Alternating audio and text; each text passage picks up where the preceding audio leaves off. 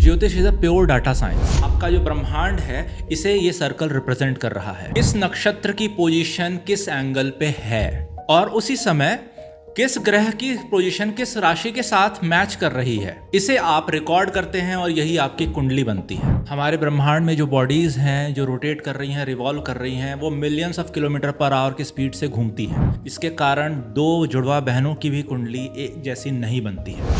Why this is not a science? हम इसे science क्यों नहीं मानते हैं? बड़े बड़े पॉलिटिशियंस ही इसको यूज कर पाए, इसलिए इसे डिफेम किया जाता है। हमें यह नहीं भूलना चाहिए या हमें इस चीज़ पे गौर करना चाहिए कि केवल भारत में ही ज्योतिष यूज नहीं किया जाता है। Europe, America, American businessman, politicians. तो अब देखते हैं कि जन्म का टाइम कौन डिसाइड कर रहा है, वो शरीर, उस शरीर की स्थिति क्या है। अब इन सब चीज़ों के कारण जो हमारा टाइम ऑफ बर्थ है, कुंडली जो है, वो एक्चुअली हमारे शरीर का वही प्रतिबिंब हो जाती है। ज्योतिष क्या इंसानों के साथ जानवरों पर भी एप्लीकेबल होता है? ज्योतिष is a pure data science. लोग कहते हैं कि ज्योतिष में कोई साइंस नहीं है, ये केवल ब्राह्मणों द्वारा, हिंदुओं द्वारा, लोगों द्वारा बनाया गया एक ऐसा मैथमेटिकल इंस्ट्रूमेंट है जिसकी हेल्प से लोग दूसरों को ब्लफ करते हैं, उनको ठगते हैं। तो लेकिन मैं आज आपके सामने डिबंक करने आया हूँ कि ये एक प्योर डाटा साइंस है। ज्योतिष काम कैसे करता है, पहले इसे समझते हैं। एक सर्कल बनाइए, उसके इनर पार्ट को 12 सेगमेंट्स में बांट दीजिए और आउटर पार्ट को एक और सर्कल बना करके 27 सेगमेंट्स में बांट दीजिए।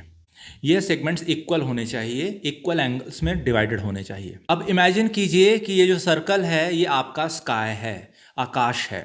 पृथ्वी बीच में है या सूर्य बीच में है और आपका जो ब्रह्मांड है इसे ये सर्कल रिप्रेजेंट कर रहा है। सपोज कि आपका जन्म किसी भी समय पर होता है, उस समय पर ब्रह्मांड में किस नक्षत्र की पोजीशन किस एंगल पे है और उसी समय किस ग्रह की पोजीशन किस राशि के साथ मैच कर रही है, इसे आप रिकॉर्ड करते हैं और यही आपकी कुंडली बनती है। नाउ डाटा साइंस में हमें रेफरेंसेस चाहिए होते हैं, हिस्टोरिकल डाटा चाहिए होता है, जिसके रिस्पेक्ट में हम चीज़ों को प्रिडिक्ट करते हैं या फिर एनालाइज करते हैं, एसेस करते हैं। ज्योतिष में यही कुंडली एक रेफरेंस पॉइंट बन जाती है। यह चार्ट सबका यूनिक बनता है। क्यों? क्योंकि इसमें place of birth, time of birth और डेट ऑफ बर्थ होता है। अब आपका तर्क ये होगा कि दो जुड़वा भाई या जुड़वा बहन पैदा हो रहे हैं तो वो तो एक ही समय पर बस कुछ मिनट्स के डिफरेंस में है, तो क्या उनकी कुंडली सेम बनेगी? नहीं बनेगी। कई बार सेकंड्स में डिफरेंस, मिनट्स का डिफरेंस भी मैटर करता है। हमारे ब्रह्मांड में जो बॉडीज़ हैं जो रोटेट कर रही हैं, रिवॉल्व कर रही हैं, वो millions of kilometre per hour की स्पीड से घूमती हैं। मिनट्स और सेकंड में भी उनके चरण में अंतर आ जाता है। इसके कारण दो जुड़वा बहनों की भी कुंडली एक जैसी नहीं बनती है। चलिए आते हैं बैक टू द कुंडली पर। कुंडली एक रेफरेंस पॉइंट है।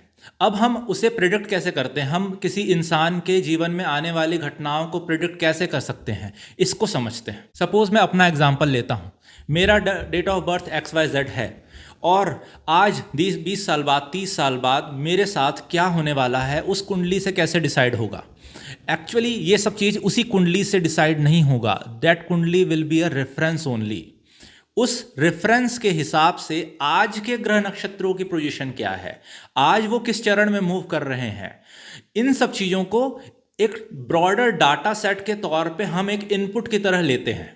रेफरेंस लेते हैं हम अपनी कुंडली को, एक डिफरेंट डाटा सेट आज के सापेक्ष में हम लेते हैं एक इनपुट, और फिर हम हिस्टोरिकल डाटा से उसे मैच करते हैं। वैसे तो ज्योतिष कई प्रकार का होता है।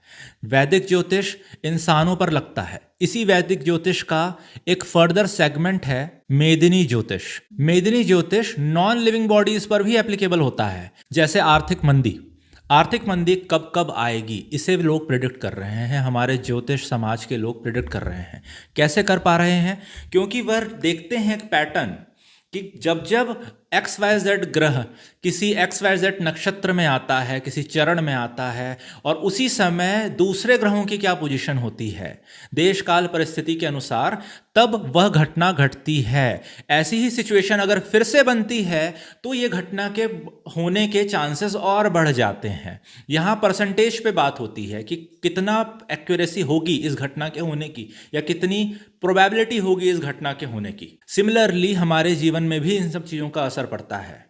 अलग अलग नक्षत्रों में पैदा होने वाले लोगों के जीवन में कुछ चीज़ें फर्दर या प्रायर डिसाइड हो जाती हैं, क्योंकि उनके साथ एक डिफरेंट कॉम्बिनेशंस हो सकते हैं, होने वाले होते हैं। हमारे ज्योतिष से रिलेटेड वैज्ञानिकों ने आज का डाटा तो रेफरेंस लिया ही, उन्होंने हिस्टोरिकल डाटा को देखते हुए फर्दर आगे क्या होने वाला है, उनकी फर्दर पोजीशंस क्या होने वाली है नक्षत्रों की, ग्रहों की, अलग पिंडों की और कुछ छद्म ग्रहों की जैसे राहु और केतु, इनकी पोजीशन क्या होगी वो भी हज़ारों साल तक का डाटा प्रिडिक्ट करने के मेथड्स बना रखे हैं।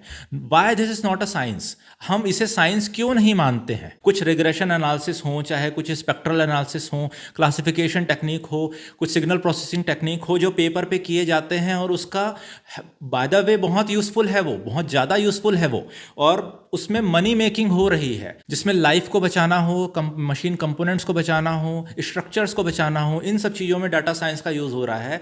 चीज़ों को, ग्राफ्स को प्रिडिक्ट करना हो, ट्रेंड्स को प्रिडिक्ट करना हो, इन सब चीज़ों पे अगर डाटा साइंस यूज़ हो रहा है, इस डाटा साइंस की आज बहुत वैल्यू है मार्केट में, इसके ऊपर लोग पैसा लगाने को बहुत राज़ी हैं। एआई के फॉर्म में इसको बहुत ज़्यादा इंट्रोड्यूस किया गया है, और लेमैन लैंग्वेज में बोलूँ तो यही लोगों के लिए एआई है, डाटा साइंस ही लोगों के लिए एआई है। इस चीज़ की वैल्यू है, लेकिन ज्योतिष जैसे डाटा साइंस की वैल्यू क्यों नहीं है? ज्योतिष को एक प्रिमिटिव काल्पनिक विज्ञान या काल्पनिक मनगढ़ंत ज्ञान बता करके इसे डिफेम करने के लिए लोग वीडियोस बनाते हैं। इससे उन्हें क्या लाभ हो रहा है? हमें इस चीज़ पे देखना चाहिए कि इस चीज़ को डिफेम करने से उन्हें क्या लाभ होगा। इससे ये लाभ होगा कि इंडियन साइंस को बढ़ावा नहीं मिलेगा। हमें अपने इंडिजिनस साइंस को प्रिजर्व करने में रुकावटें आएंगी। हम लोगों के सामने अपने आप को डिफेंड नहीं कर पाएंगे, अपने कल्चर को डिफेंड नहीं कर पाएंगे। एक बहुत अच्छा जो साइंस है, जो एक्चुअल हमारे जीवन से डायरेक्टली जुड़ा हुआ है, जिसकी हेल्प से हम अपने जीवन को एक सही दिशा दे सकते हैं। ज्योतिष का मतलब ही होता है, इसमें एक वर्ड है ज्योति, ठीक है, इस मतलब एनलाइटमेंट की ओर बढ़ना। तो ज्योतिष को एक हिडन साइंस की तरह लोग यूज़ करें, एक अपर क्लास या फिर एक बहुत बड़े बिजनेस क्लास में या फिर बहुत बड़े बड़े पॉलिटिशियंस ही इसको यूज़ कर पाएँ, इसलिए इसे डिफेम किया जाता है। हमें यह नहीं भूलना चाहिए, या हमें इस चीज़ पे गौर करना चाहिए कि केवल भारत में ही ज्योतिष यूज़ नहीं किया जाता है। Europe, America, American businessman, politicians, बड़े बड़े यूरोपियन माफिया, ये इन ज्योतिष को यूज़ करते हैं, इसे यूटिलाइज करके अपने जीवन को दिशा देते हैं। तंत्र मंत्र साधना, हर चीज़ यूज़ होती है जो भारत की देन है। भारत के देवी देवताओं से संबंधित तंत्र मंत्र की साधना भी होती है, लेकिन हमें इंडियंस को इन सब चीज़ों में एक प्रिमिटिवनेस दिखता है, मॉडर्ननेस नहीं दिखती है। यहाँ पे कमी इसलिए है क्योंकि हमने इस चीज़ को एक टैग दे रखा है प्रिमिटिवनेस का, रूढ़िवादी, या फिर हम कहें कि पिछड़ापन है इसमें, ठीक है। क्यों? क्योंकि ये संस्कृत लैंग्वेज में, हिंदी लैंग्वेज में है, इसका इंग्लिशकरण नहीं हुआ है। ये सारी चीज़ें हमारे माइंड में बैठी हुई है। वो लोग जो इसे यूज़ करते हैं वही लोग इसे डिफेम भी करते हैं, ताकि बाकी लोग इसे यूज़ ना कर पाएँ, बाकी लोगों को इसका फ़ायदा ना हो। हर कोई ये चाहता है कि ये एक साइंस है, ये केवल मुझे फ़ायदा करे। ये चीज़ें माइंड में हैं, इसी प्रकार की चीज़ें माइंड में हैं कि ज्योतिष के एक पर्टिकुलर साइंस को अगर हर कोई यूज़ करने लग जाए तो फिर हमारा डिफरेंस कैसे पता चलेगा कि संसार से, बाकी लोगों से हम डिफरेंट हैं, हम ज़्यादा अपर स्टेटस हमारा कैसे मेंटेन रहेगा अगर वो लोग भी हमारे करीब आने लग जाएंगे। इसीलिए ये एक पूरा का पूरा प्रोपेगेंडा चलता है, और ये ज्योतिष के साथ नहीं है, हर फील्ड में है। आपने देखा होगा कि बहुत बड़े बड़े ज्योतिषाचार्य हैं, ज्योतिष को समझने वाले प्रोफेशनल एस्ट्रोलॉजर्स हैं, उनकी एक्यूरेसी 60 to 90% होती है, लेकिन 10%, 5% उनमें भी गलतियां हो जाती है। मैं कहूँ बहुत सारे ज्योतिषाचार्यों को फॉलो करता हूँ, आपने भी यूट्यूब चैनल्स में उन्हें देखा होगा, उनकी कुछ प्रिडिक्शंस गलत हो जाती हैं। मैंने स्टार्टिंग से आपको बताया है कि this is a data science, depends on the data. कितना एक्यूरेटली आप डाटा को रीड कर रहे हो, कितना मास अमाउंट में डाटा आपके पास अवेलेबल है, किसी की कुंडली कितनी एक्यूरेट है, किसी का देश काल परिस्थिति के अनुसार आपके पास जो हिस्टोरिकल डाटा है, हिस्ट्री में एक पर्टिकुलर कॉम्बिनेशंस के बारे में आपको पता है, वो कितना एक्यूरेट है, उस पर ही डिपेंड करेगा। This is a science, mathematics है। आपके पास एक कोरिलेशन फॉर्मूला है, उस कोरिलेशन फॉर्मूला या सेट ऑफ कोरिलेशन फॉर्मूला है, लेकिन जो डाटा इनपुट आप दे रहे हो उस पे डिपेंड करेगा ना कि एक्यूरेसी कितनी आनी है। अगर इनपुट में ही दिक्कतें हैं, कुछ सेगमेंट्स, कुछ फॉर्मूले को आपने नहीं कंसिडर किया, तो डिस्क्रिपेंसीज तो आएंगी ही। इसीलिए कुछ 5 से 10% एक्यूरेसी नहीं, 5 से 10% का एक फॉल्स अलार्म या फ्लॉ मिल जाता है। इसका मतलब ये नहीं है कि हम इन एक प्रिडिक्शन के गलत होने से, किसी बड़े ज्योतिषाचार्य के या बड़े ज्योतिष के वैज्ञानिक के कुछ प्रिडिक्शंस के गलत होने से हम ज्योतिष पे सवाल उठाने लगे। ज्योतिष एक साइंस है, जैसे मेडिकल साइंस है, ऑपरेशन फेल भी होते हैं और पास भी होते हैं। ज्योतिष से रिलेटेड एक और लोगों के मन में क्वेश्चंस आता है कि अगर हम ज्योतिष की हेल्प से कुछ मिस हैपनिंग्स को पहले से प्रिडिक्ट करते हैं तो उसे हम रोक क्यों नहीं पाते हैं। इसे समझने के लिए मैं एग्जांपल लेता हूँ प्राकृतिक आपदाओं का। प्राकृतिक आपदाएं, बाढ़ हो सकती है, भूकंप हो सकता है, क्या हम इन सब चीज़ों को रोक सकते हैं? नहीं रोक सकते हैं। क्यों? क्योंकि इसमें एक बहुत बड़ा मास इन्वॉल्व है, बहुत बड़ी ग्रेविटी इन्वॉल्व है। हम किसी बाढ़ को आने से इसलिए नहीं रोक सकते क्योंकि हम वर्षा को नहीं रोक सकते, उस जोग्राफिकल फिनोमिना को हम चेंज नहीं कर सकते। क्यों? कुछ चीज़ों को हिलाना डुलाना भी बड़ा कठिन है। तो इन सब चीज़ों के फ्लो को, मास के फ्लो को, इसके इनर्शिया या फिर मोमेंटम को हम कैसे रोक सकते हैं? इसी वैसे ही समझिए कि कुछ इवेंट्स को जो हमसे, हमारे जीवन से जुड़ी हुई है, वो केवल हमसे रिलेटेड नहीं होती है, उसमें बहुत सारे लोगों का इन्वॉल्वमेंट होता है। ये एक इंटरकनेक्टेड है। कई सारी मूवीज़ में आपने देखा होगा ना कि पास्ट में गए कुछ चीज़ों को चेंज करने के लिए और खुद ही वो व्यक्ति गायब हो गया। क्यों? क्योंकि पास्ट में 5 साल 10 साल पहले उसने जो चीज़ें चेंज की थी उसके कारण उसकी भविष्य में मृत्यु हो जाती है और इसलिए वो आज गायब हो जाता है। इस प्रकार की चीज़ें हम देख रहे हैं। तो ये तो साइंस है, ये तो लॉजिक है, ऐसा होता है। हाँ, उस चीज़ की इंटेंसिटी को कम करना, इसके लिए अलग अलग साधन भी बताए गए हैं ज्योतिष विज्ञान में भी। ज्योतिष में कुछ चीज़ों को कंट्रोल करने के लिए, डाइल्यूट करने के लिए मंत्र विधि बताई जाती है। कुछ ऐसे उपाय बताए जाते हैं जिससे चीज़ें डाइल्यूट हो जाएं, चेंज हो जाएं। फॉर एग्ज़ाम्पल, चिड़ियों को दाना दे दो, जैसे लाल किताब के उपाय होते हैं। चिड़ियों को दाना दो, कुत्तों को खाना खिलाओ या गाय को खाना खिलाओ, हरी सब्जियां खिलाओ। इस दिन सूर्य को जल का अर्घ चढ़ाओ, अर्घ में सिंदूर चढ़ाओ। ये सारी चीज़ें क्या है? क्या ये डाटा साइंस से रिलेटेड है? हाँ, कैसे रिलेटेड है इसको हम क्लियर करते हैं। जिस समय, जिस कॉम्बिनेशन में हमारा बर्थ हुआ था या हम अपने गर्भ में हम स्थित हुए थे, उसी समय उस स्थान पे हमारी माता पिता के संयोग से हमारा बॉडी का फॉर्मेशन होता है। हमारे बॉडी के फॉर्मेशन के दौरान हमें किस प्रकार के संस्कार मिलते हैं, हम किस भाषा में बोलते हैं, इससे भी हमारे शरीर पे असर पड़ता है। आप अगर एक इंग्लिश में बात करेंगे तो आपके बच्चों पे क्या असर होगा, हिंदी में बात करेंगे, बंगाली में बात करेंगे तो आपके बच्चों पे, उसके मानसिक स्थिति पे, उसकी मानसिक प्रोग्रामिंग क्या होगी, उस पर भी डिपेंड करता है। आप ये मत सोचिए कि लैंग्वेज तो एक वर्चुअल चीज़ है, उस पर भी डिपेंड करती है चीज़ें। तो जो आप खाते हैं, जिस वातावरण में आप रहते हैं, उससे ही आपका शरीर बिल्डअप होता है। अब ये जो बिल्डिंग अप हो रही है ना, इन सब चीज़ों में कुछ चीज़ों को रिलेट किया गया है ग्रहों से। हमारा बर्थ हुआ, ये किस पे डिपेंड करता है? हमारे आंतरिक शरीर पे। जब हम गर्भ के अंदर थे तब हमारे शरीर की स्थिति कैसी थी, इसी से पता चलता है, उसी से डिसाइड हो जाता है कि हमारा बर्थ टाइम क्या होगा। कुछ लोग प्री मैच्योरली बर्थ हो जाता है, उनका पूरा डेवलपमेंट हुआ नहीं है फिर भी बर्थ हो जाता है। क्यों? उनका शरीर ही वैसा है कि बाहर निकल गया। कुछ लोगों का 9 महीने से ज़्यादा गर्भ रह जाता है और फिर वो बाहर आते हैं। तो ये कैसे हो रहा है, क्यों हो रहा है? माता पिता के कारण हो रहा है या बच्चे के कारण हो रहा है? इसमें हर कोई इन्वॉल्व है। जो वो शरीर है वो कब बाहर आएगा, उसका टाइम ऑफ बर्थ क्या होगा, वो चीज़ तो वो शरीर ही डिसाइड कर रहा है। और उस शरीर में की बनावट माता पिता के खान पान, उनकी संगति, उनके आचार विचार, भाषा, इन सब चीज़ों से भी डिसाइड होती है। तो अब देखते हैं कि जन्म का टाइम कौन डिसाइड कर रहा है? वो शरीर। उस शरीर की स्थिति क्या है, उस शरीर में किस रंग की प्रधानता है, किस एलिमेंट की प्रधानता है, उसके बाल कैसे होंगे, उसके पैर कितने लंबे होंगे, हाथ कितने लंबे होंगे, इन सब चीज़ों से डिसाइड होता है बर्थ का टाइम। तो ये तो सब चीज़ें गवर्न्ड है हमारे शरीर के कारण।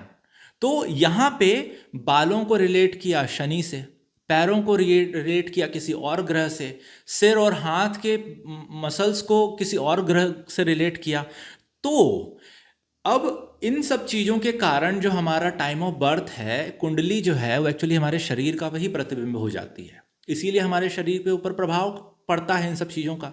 तो अगर कोई किसी ज्योतिष ने आपको सजेस्ट किया है कि हरी चीज़ों का दान करो, हरी चीज़ों के कांटेक्ट में रहो, हरे कपड़े पहनो या लाल कपड़े पहनो, सिंदूर वाला अर्घ चढ़ाओ सूर्य को, सूर्य की प्रकाश लो, तो वो आपके शरीर को ही इफेक्ट करेगी। अल्टीमेटली वो आपके शरीर में ग्रहों का जो एनालॉगस फॉर्म है या एनालॉगस एलिमेंट है उसको वो नरिश कर रही है, रीफर्बिश कर रही है, रीडिफाइन कर रही है।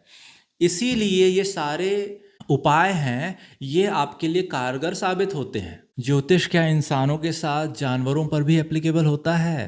तो यह इस चीज़ से मैं साबित करना चाहता हूँ कि नॉन लिविंग बींग्स पे भी ज्योतिष अगर काम कर रहा है तो लिविंग बींग्स पे, इंसानों के अलावा क्या किसी पे काम नहीं करेगा? करेगा। हाँ, उसके तरीके डिफरेंट फॉर्मुलेशंस होंगे जिस पे इंसानों ने बहुत ज़्यादा स्टडी नहीं की है, लेकिन वो डेफिनेटली करेगा क्योंकि this is a data science और साइंस पार्शियलिटी नहीं करता। भविष्य पुराण, भविष्य मालिका या फिर भविष्य से रिलेटेड किसी भी प्रकार का जो ग्रंथ है, क्या वो ज्योतिष को रीड करके ज्योतिष के हिसाब से बनाया गया है या फिर वो एक प्रकार का डिवाइन विजन है? इस चीज़ पे मैं अभी नहीं जा सकता, लेकिन मेरा ये पर्सनल मानना है कि वो डिवाइन विजन की तरफ जाता हुआ दिखता है। क्यों? क्योंकि उसमें नाम प्रिडिक्ट करना, किसी पर्टिकुलर पर्सन का नाम क्या होगा, उसकी स्थिति, उसका लोकेशन क्या होगा, वहाँ कैसी घटना होगी, इस प्रकार दो लोगों का संवाद भी क्या होगा, वो भी लिखा गया है। तो यह तो तभी पॉसिबल है जिसके पास कोई त्रिकाल दृष्टि हो, तब वो इस प्रकार की बातें करे।